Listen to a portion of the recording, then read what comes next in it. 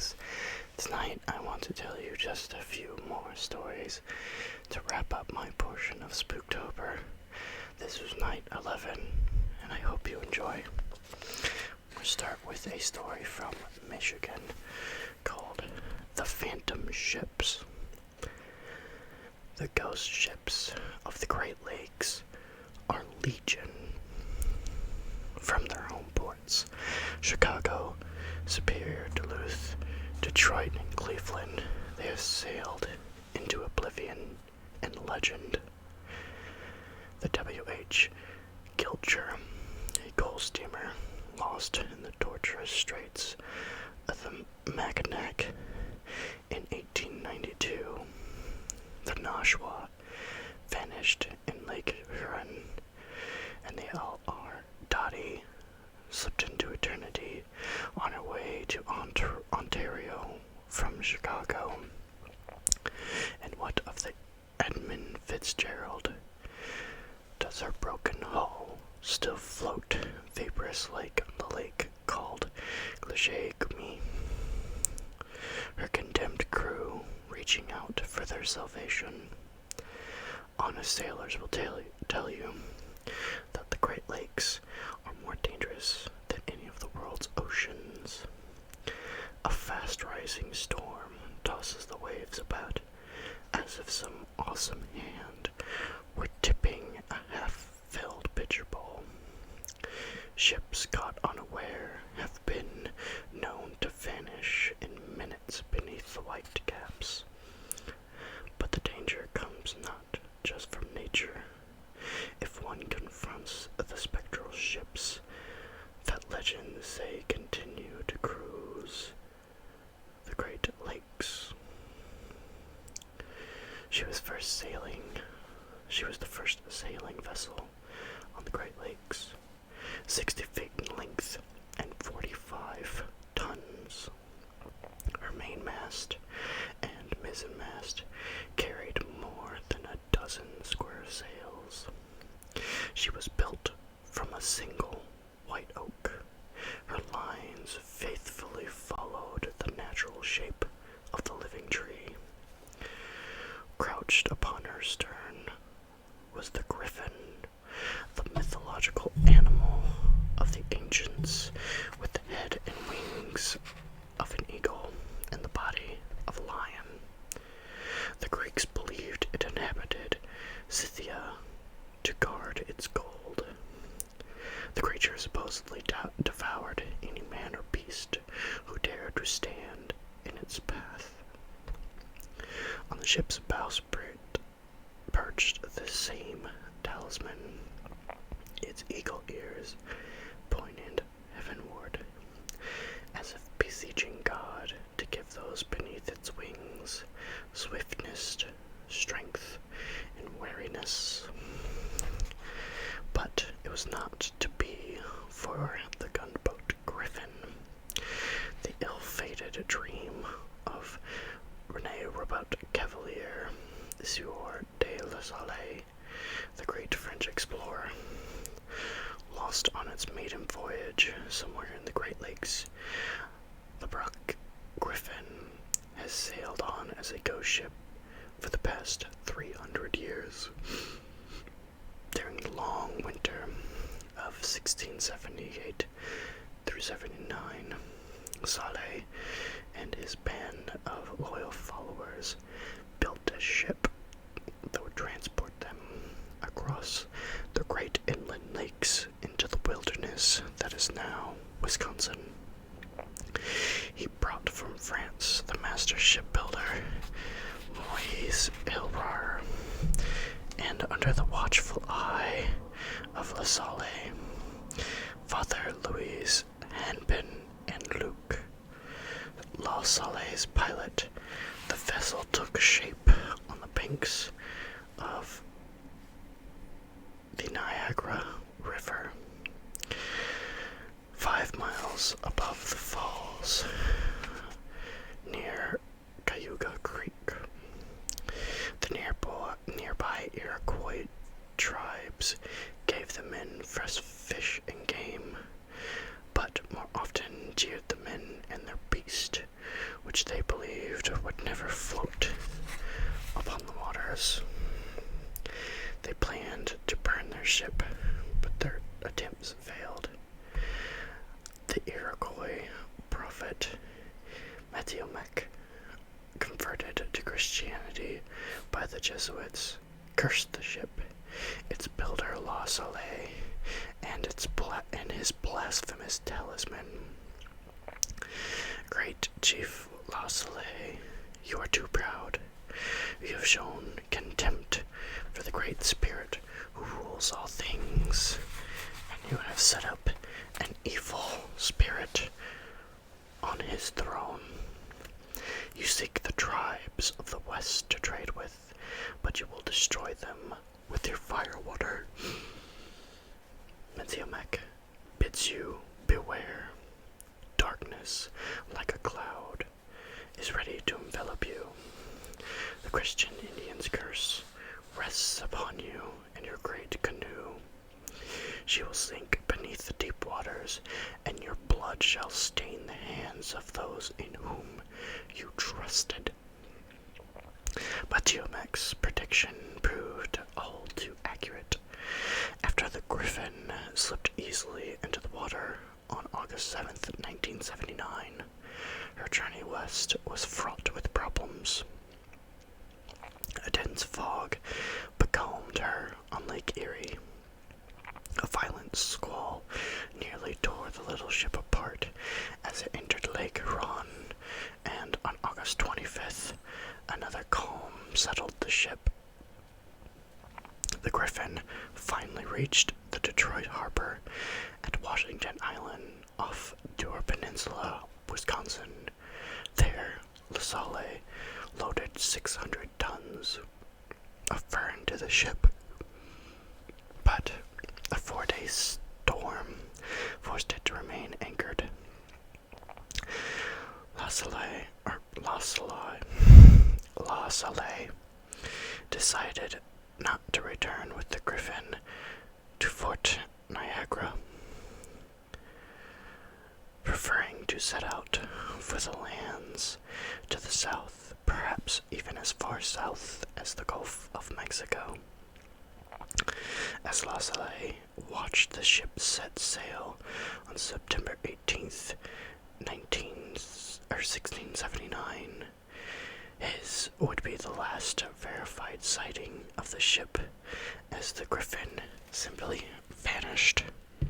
No one knows precisely how or when the Griffin sank, yet there's some evidence that the Griffin made its way across Lake Huron and then turned northward toward the French River. In 1955, a Canadian named Orival and Harrison John McLean, a Toronto Telegram reporter, claimed to have found the wreckage of the Griffin in an inner island bay of Cove Island near the tip of the Bruce Peninsula. Vale, who lived in the tidy village of Tobermory on the peninsula, was a near legendary figure on Lake Huron and the Georgian Bay. He claimed to know every island and inlet in the region, and few people disputed his word. Vale had first found the ship's remains in 1900, but it wasn't until he and McLean found historical evidence that he was sure he discovered the great explorer's ship. Upon scrutiny, a drawing of the ship made by Father and a pen was being constructed, plus an analysis showing that the wood was 300-year-old white oak, and that there was primitive forging and hand threads on the wreck's iron spikes, all helped to confirm the ship's identity as the Griffin. But there were still doubters, including one underwater archaeologist who claimed that the wreck was actually of a 19th century Canadian gunboat. Since carbon-14 dating and controlled scientific evacuations have yet to be performed on the wreck, proof cannot be absolute. And what of the crew? A group of Potawatomi Indians later told Loseley they had seen the ship tossing violently in a storm on northern Lake Michigan. Perhaps it sank. Another theory holds that the crew was murdered and the ship burned. Methuselah believed that his prophecy was fulfilled. The angry lakes swallowed the devil ship. Loseley, too, felt the curse. After leaving the Griffin, he got only as far south as Starved Rock on the Illinois River before water forced his return back to Canada. 8 years later, in 1687, Loseley again tried to find the source of the Mississippi, but his expedition was plagued with illness and mutiny. Loseley was later murdered at the hands of his own men on a small Texas river he mistakenly believed was the Mississippi.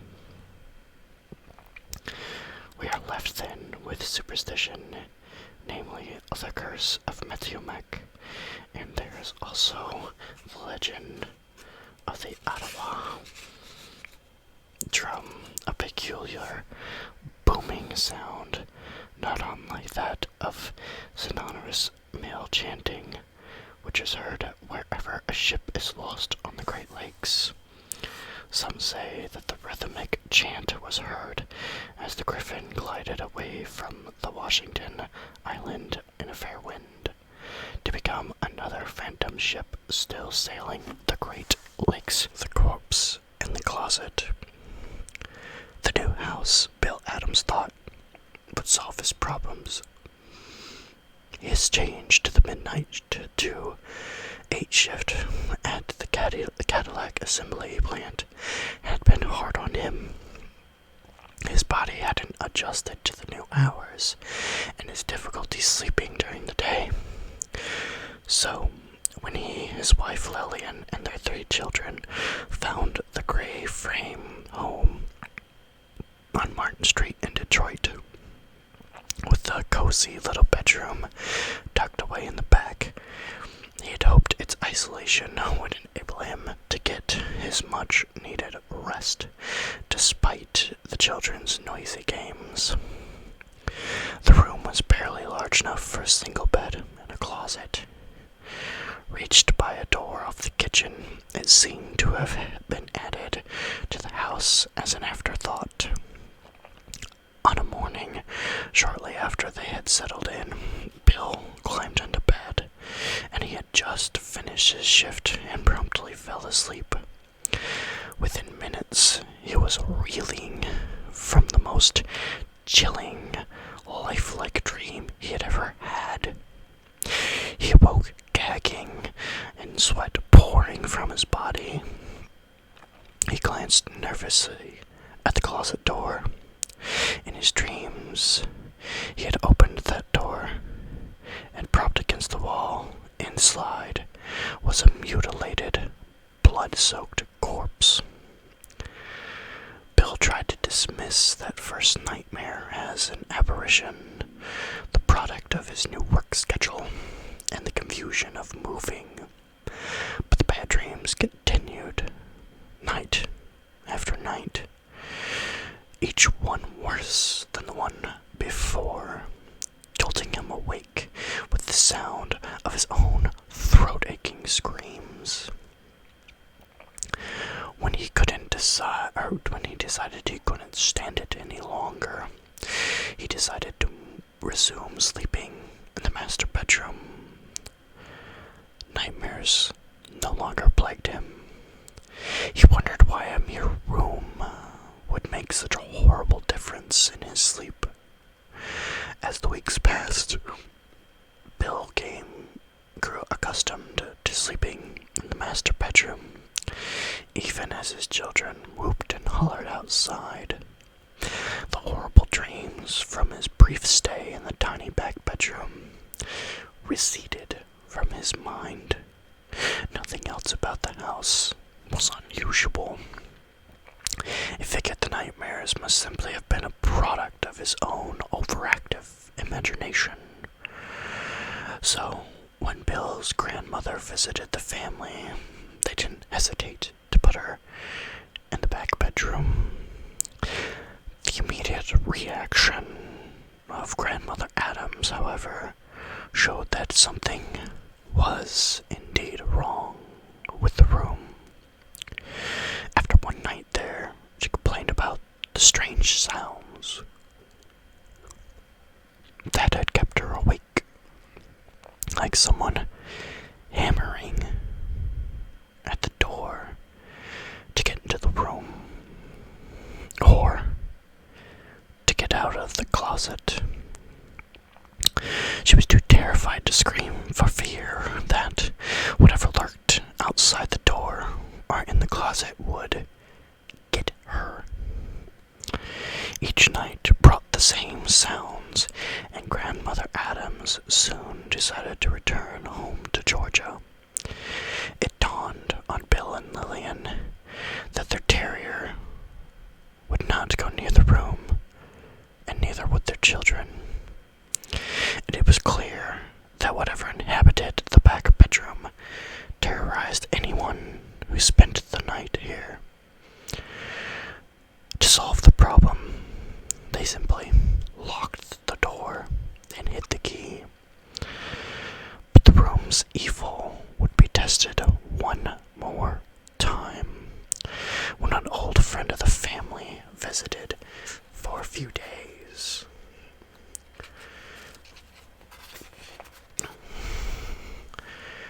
Richard Patterson was a sensible man, and not at all superstitious. If he survived a night in the room, undisturbed, Bill and Lillian reasoned they could assume that the noises and nightmares were simply caused by something else. They decided not to tell Patterson about the room's reputation. They had no reason to suspect anything unusual as he drifted off to sleep that first night. Shortly after midnight, he awakened when he felt someone turn him over. Opening his eyes, he saw a woman he thought Lillian standing in the doorway, staring into the kitchen. But this figure had long hair compared to Lillian's shoulder length, and was dressed in a blue dress with a short fur coat. Patterson sprang from bed and ran towards the apparition. In that instant, all the lights in the house went off. A second later, they blinked back on, and Patterson found himself in the kitchen. Bill had already left for his midnight shift, and Lillian was washing her hair in the sink.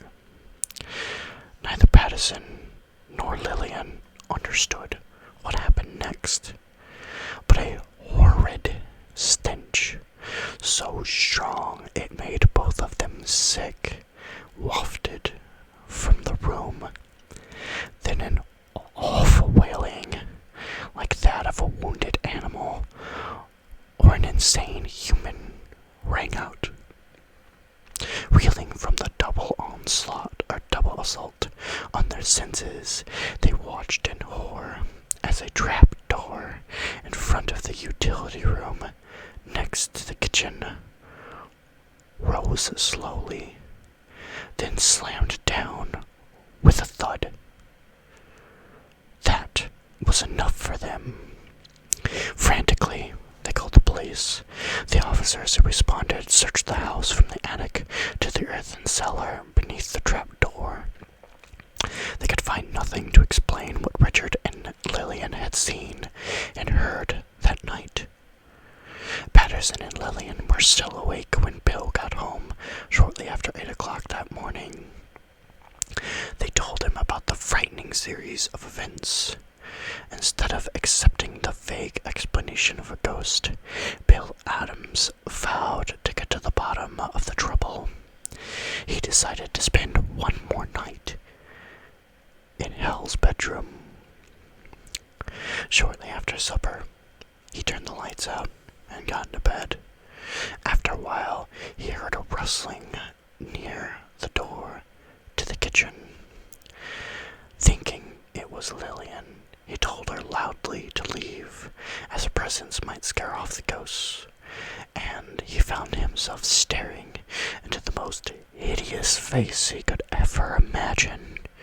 A mere inches from his face, its eyes gaped vacantly, its mouth moved as if trying to form words, but only a hissing noise came forth. The sewer-like stench oozed from the figure's twisted body.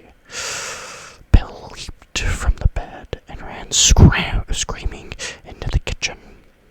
Patterson and Lillian caught him, but could only quiet him by throwing a blanket around him and dragging him to the floor. All around them, the awful smell spread like a malignant tumor, the odor of decomposing flesh. Within 24 hours, the Adams had packed up their children, the household furnishings, and moved to Lillian's parents in the suburbs of Detroit. Bill Adams had finally given in to the reality of the back room, and as far as he was concerned, the demon could keep the house. Thank you for joining us for Spooktober, guys. Thank you for watching.